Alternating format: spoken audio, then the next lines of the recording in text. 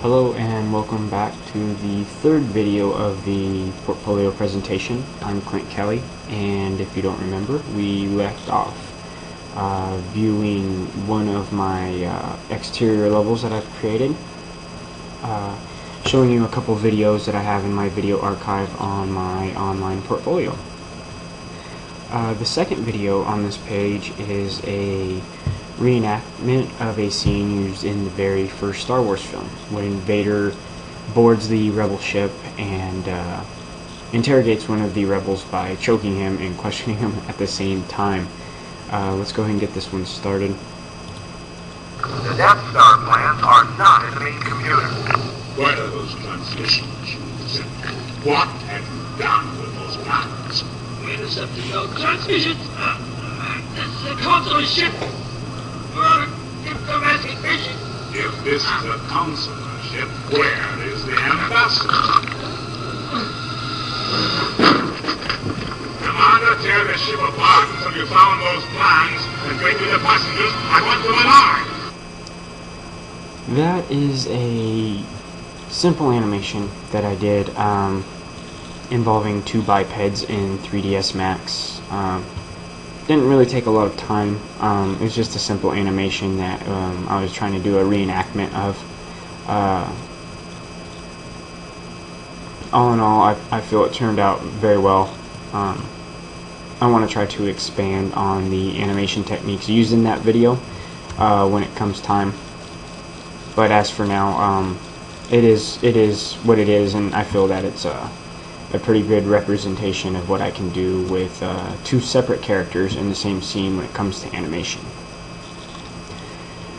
The third video on this page is the walkthrough video of my assault rifle. It's short. I wanted to keep it short because I know you guys have already seen it in pictures, but I wanted to put a little bit more lighting on it so you can see all the different effects and little parts of the detail that I've created. Like as for here, you can already see the flip-up sight,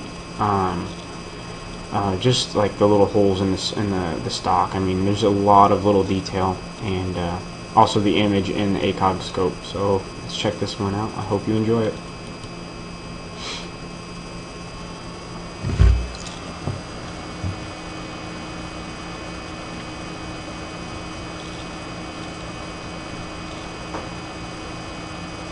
Like I said, it's a short little video, but it lets you see all the little different angles and textures that went into the weapon. The weapon took, for being a low poly count, it did take a while to create because of all the little different shapes and angles and all the little intricate pieces of the rifle.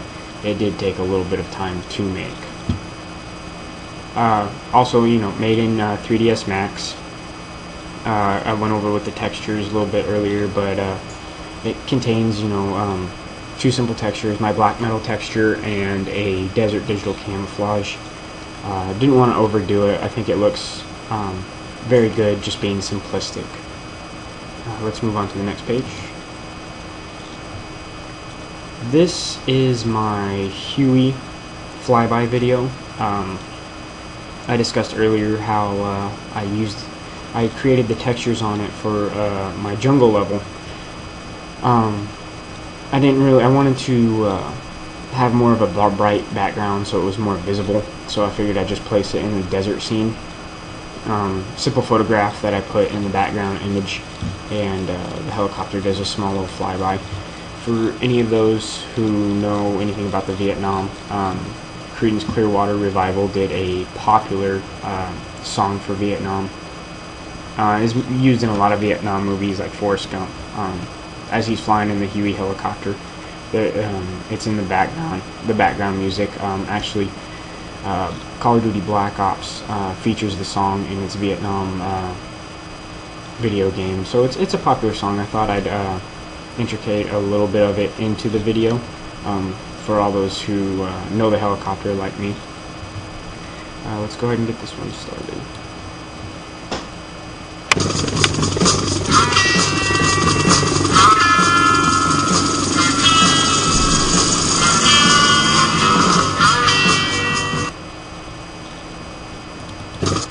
So So as you can see, the blades on the chopper, both top and rear blades, they do animate. Has a little bit of motion blur on there to simulate a real life effect. Just a real short video, nothing too extravagant, but I wanted to show a little bit of the animation skills I have with not only characters but also with objects, man-made objects. Like I said, very short video, but I think it proves the point. Here is my army guy that I told you was rigged for animation. Simple walk animation. Here you can see his old woodwind camoed vest. Very simple, very short, just a loop animation. Let's go ahead and get that one started. It's very simple. You can see how his head and all of his body parts move as they should. Has hip movement, head movement, shoulder movement, back movement, which you can't really see from this angle, but it is there. All of his parts move, his fingers move. It's all pretty much there. Feel really comfortable with that animation. Just a simple walk. The next step would probably be to make him run and jump and crouch, and all the normal movements that you would see in a first-person shooter game. And that is it for my videos for now, until I can upload a couple more. I'm working on actually a scene with the Huey helicopter riding inside of it. Taking a little bit more time than I thought, but that should be up on here soon. Let's go ahead and move to the contact page. This is a picture of me. I went to visit Neptune's Net on the PCH Highway in California. This road you can actually see in the very first Fast and Furious movie, if you know anybody knows that movie fairly well. It's when he's driving the Super down, he parks in that fish restaurant. Nice place to eat. Anyways, here's my my email address, where I live, my cell phone number, a clickable link to my resume, a little bit about me, what I do personally and how long I've been creating artworks for, the experience level I have, what I like to do. Love to play video games, so this is all me right here. Shows you a little bit about each experience. 3ds Max program, it shows you what I am able to do, what I like to do, pretty much everything that I can do with the program.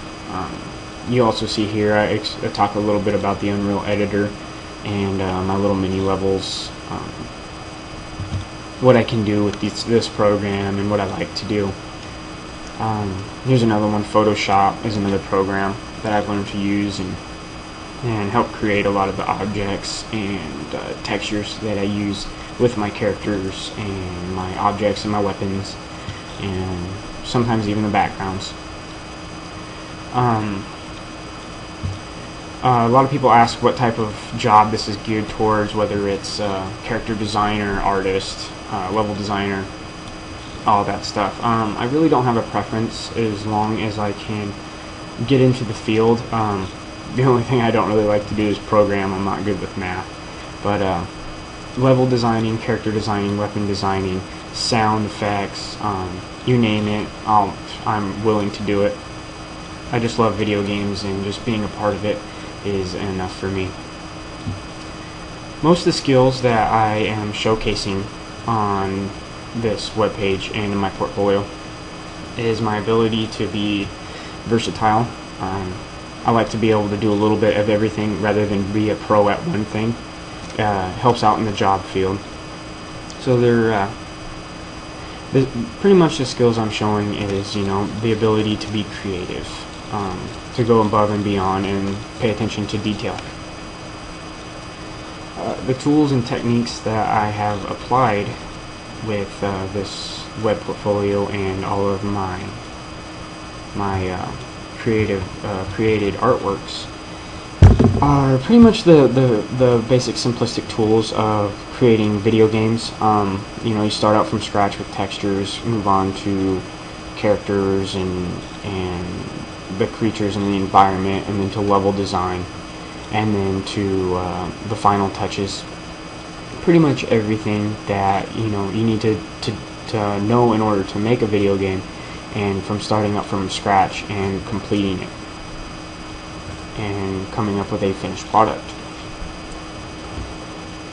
Like I stated before, as for continuing these projects, I will continue them, enhance them, possibly even redo them to fit more of my creative styling.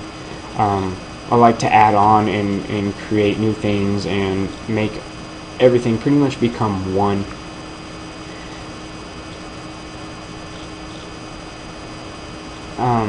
Another question is, why would it be important to keep my portfolio up to date?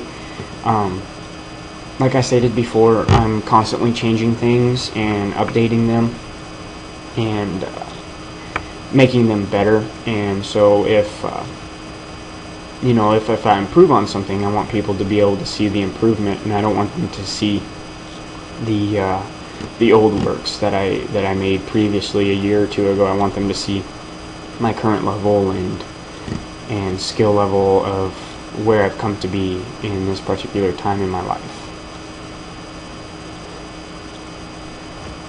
A resume is never considered finalized in my book because like with all the other things, a person constantly improves themselves. I like to improve myself as much as I can on a daily basis. I like to become a better person and expand my education and really become better at what I do and who I am and how I do it. Keeping the resume up to date, not only ensures your phone numbers on there is going to be correct, but also your skill level. Take for instance, my ZBrush level is decent. It's not the best, but I will continue to expand on it. Thus, later on, if need be, I will need to change my resume to show that I have a higher level skill level with that program rather than just a beginner or intermediate.